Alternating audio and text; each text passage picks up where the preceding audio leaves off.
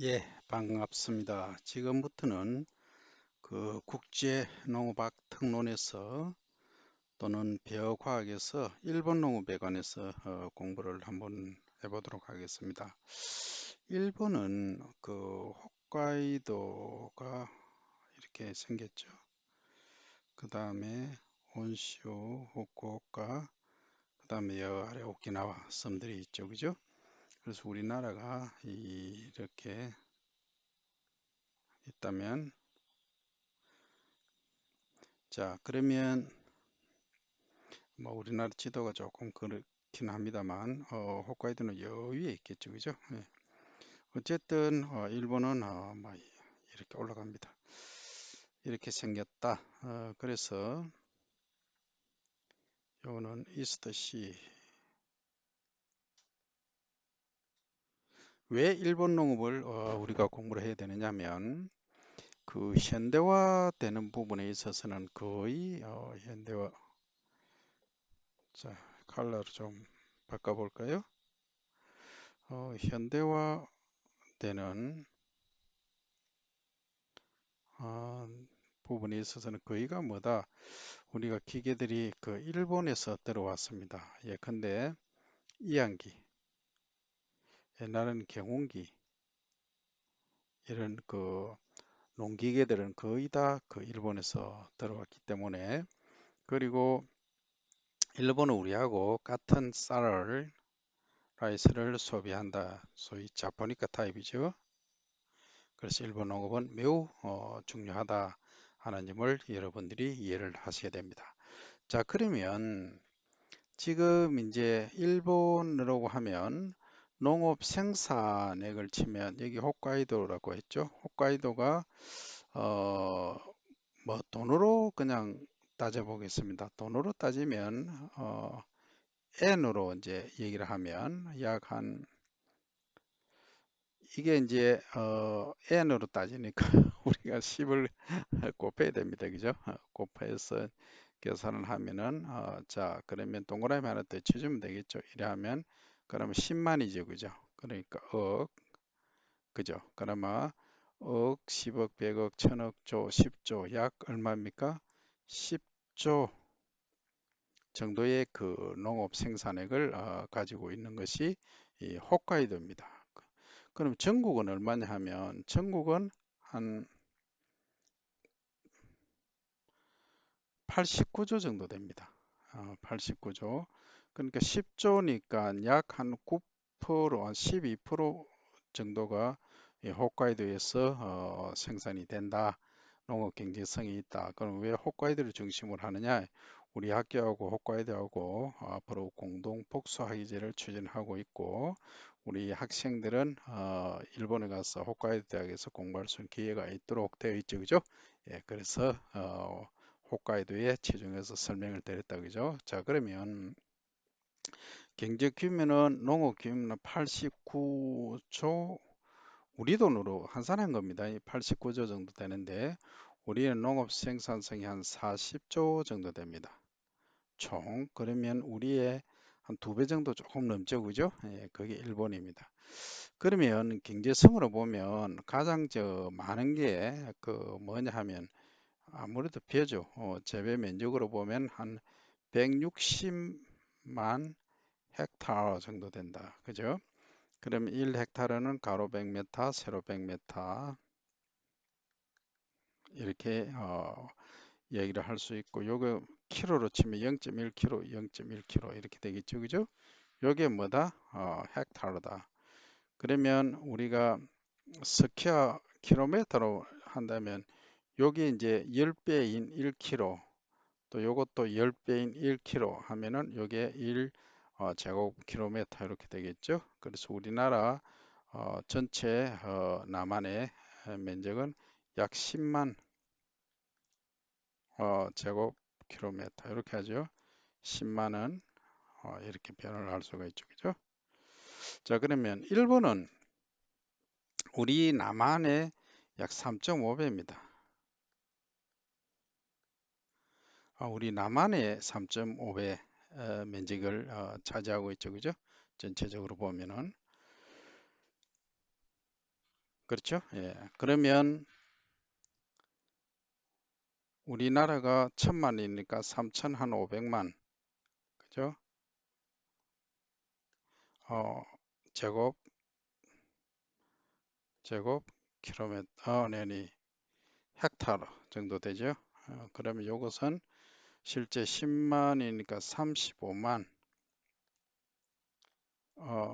제곱 킬로미터, 이렇게 표현을 할 수가 있다 하는 거죠. 자, 그러면 일본에서 가장 많이 재배되는 작물은 벼락이죠. 우리하고 같은 자포니카를 재배를 하고 있는데 약 한 160만 헥타르 정도 된다. 160만입니다.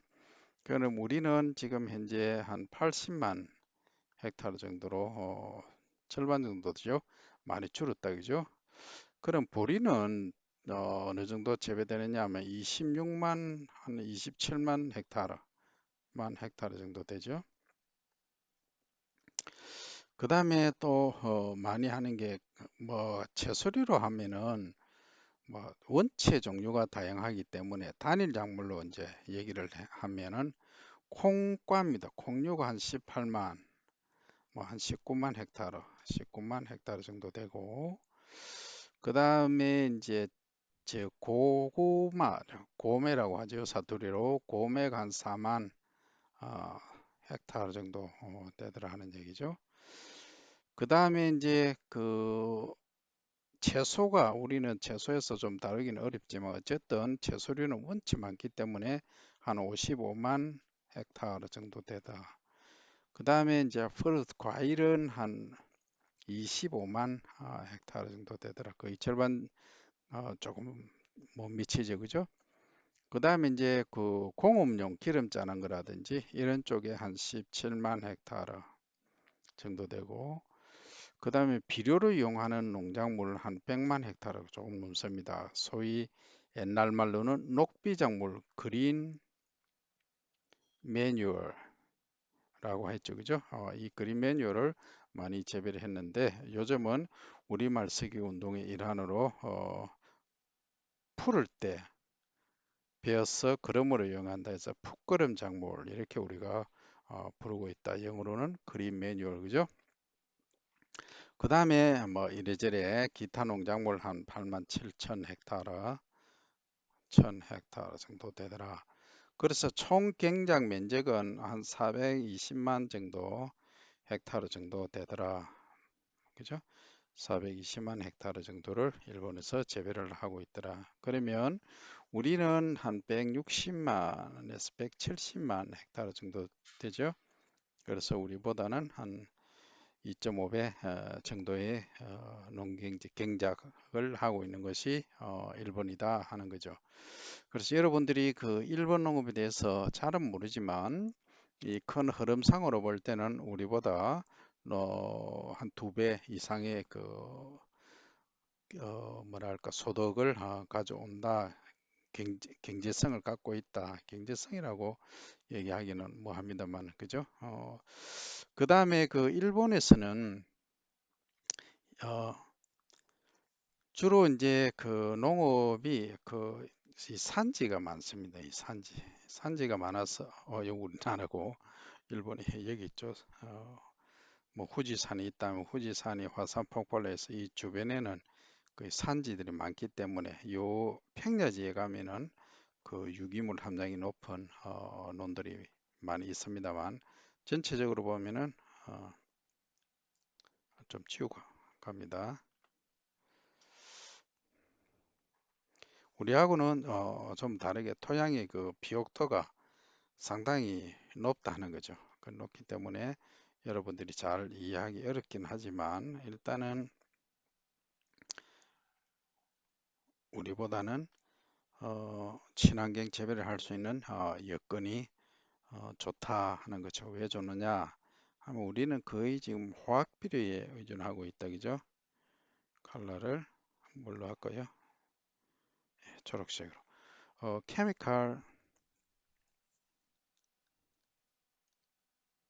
케미컬 퍼틸라이저 이게 우리는 거의 이제 핵심인데 일본은 물론 화학 비료 당연히 씁니다. 쓰지만은 화학 비료는 우리는 속효성을 많이 쓰죠. 속효성. 빨리 한번 시용하면 바로 그 다음 날부터 효과가 나타나는 속효성. 일본은 주로 이제 완효성을 많이 씁니다. 완효성 비료를 쓰니까 어때요? 슬로우 릴리징. 천천히 이제 비료가 있으면 천천히 녹는다, 그죠? 천천히 녹으니까 어떻습니까? 이것이 다음에 비료로서 활용도가 작물이 이렇게 있으면 어느 정도 자라면서 이제 조금씩 조금씩 필요하잖아요, 그죠? 그러니까 이게 비료 이용 효율이 높다. 하지만 우리나라에 있어서는 주로 속효성 비료들은 이게 이제 개도국이나 이런 데서는 거의 다 속효성을 씁니다. 가격이 싸기 때문에 한번 시험하면 바로 효과 나타나죠. 그러면 뭐 100을 주었다 하면 한 50, 한 40은 흡수가 되고 60은 어디로 됩니까? 전부 물에 따라서 이동하거나 공기적으로 탈질되거나 질소 같은 경우 이런 문제를 유발할 수 있다. 그래서 우리 농업하고 일본 농업하고는 좀 차이점이 많다. 그러면 우리는 앞으로 연구자들은 어디로 향해야 되겠느냐? 당연히 가장 좋은 것은 컴포스트죠. 퇴비를 많이 사용해서 토양 개량을, 소일을 개량하는 데 있지만 이것이 이제 어렵다고 판단되면은 완효성 비료도 슬로우 릴리싱, 릴리징 퍼틸라이저를 사용을 해야 되겠다 하는 것이. 그럼 이게 이제 코스트 비용은 많이 들지만 앞으로는 친환경 재배를 하지 않으면 안 된다. 그래서 그렇더라. 그러면 일본에서는 실제 농업 연구를 어디서 하고 있냐 하면은 농림 수산성이 우리나라처럼 농림수산식품부, 농식품부라고 하죠. 이 뜻이 다 있습니다. 그죠? 그래서 우리나라하고 형태가 거의 똑같습니다. 그러니까 각 일본은 현이라고 합니다. 우리는 도라고 하죠. 그죠? 그래서 우리 도는 도농업 기술은 농, 농업 기술원이라고 있어요. 농업 기술원이 있고 여기에 각 시 군별로 뭐가 있습니까? 기술 센터라고 있죠. 일본도 마찬가지입니다. 현이 있고 현에 이제 전체를 총괄하는 어, 본부가 있죠. 헤드쿼터라고 할 수 있겠죠. 그죠? 그래서 중앙기관이 있고 이 쪼꼬바에 있습니다.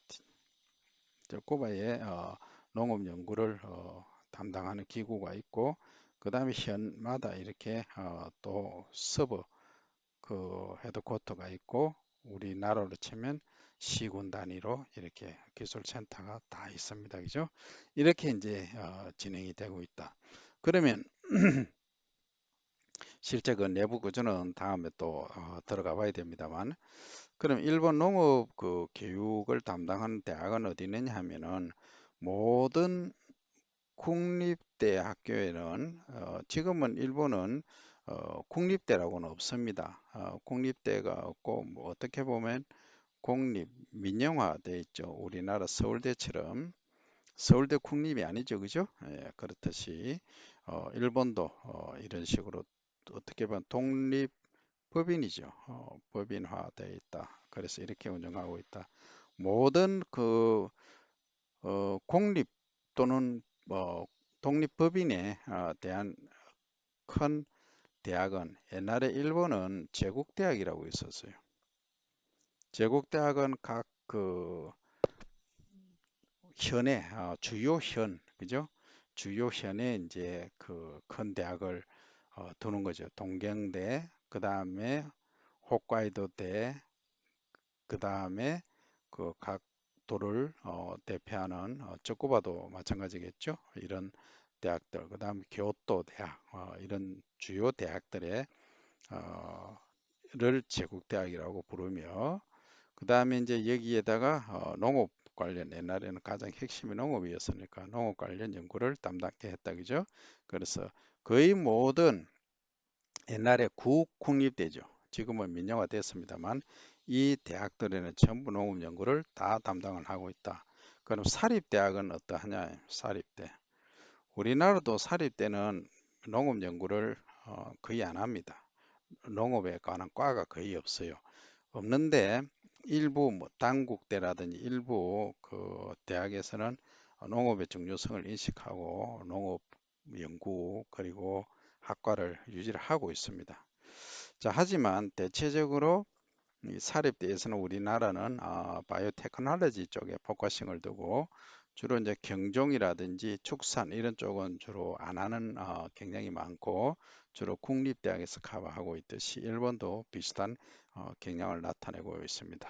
그래서 여러분들이 일본 농업에 대한 기본적인 원리를 이해를 하시려고 하면은 자, 일본 뭐니 뭐니 해도 뭡니까? 통계입니다. 통계치, 재배 면적, 생산량, 그리고 그 전체 수익에서 차지하는 비중, 그리고 이제 전업농과 겸업, 부업농이 우리하고는 다르다. 일본은 전업농이 우리하고는 전혀 개념이 다릅니다. 우리는 지금 그 전업농에서 이제 전력별 공동체 뭐 이런 식으로 지금 이야기를 하고 있습니다만 일본은 거의 부업으로 하는 농가들이 70% 이상 됩니다. 사실은.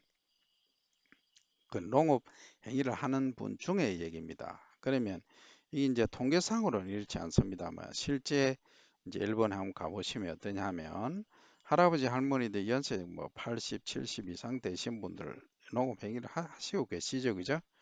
실제 뭐 하시고는 계십니다만 그 이런 분들이 경제 면적이라든지 이런 걸 비교해서 봤을 때 실제로는 한 70% 이상이 개업이나 부업으로 하는 농가들이 대부분이다 하는 점을 이해를 하시면 우리나라가 앞으로 어떻게 흘러가겠다.